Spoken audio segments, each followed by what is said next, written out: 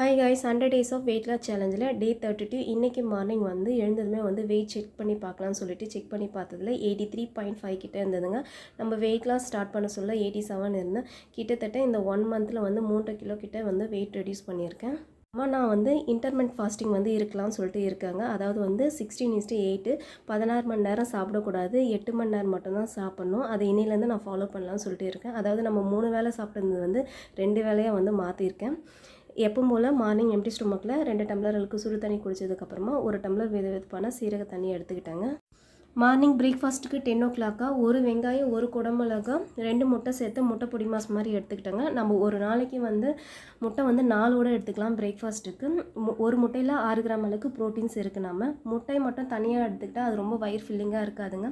இந்த மாதிரி கூட வெஜிடபிள்ஸ் சேர்த்து எடுத்துக்க சொல்ல வயிறு நல்லா ஃபில்லிங்காக இருக்கும். அது மட்டும் இல்லாமல் குடமிளகால ரொம்பவே லோ கலோரிஸ் தான் இருக்குது. அதனால் வெயிட் லாஸ்க்கு ரொம்பவே ஹெல்ப்ஃபுல்லாக இருக்கும்.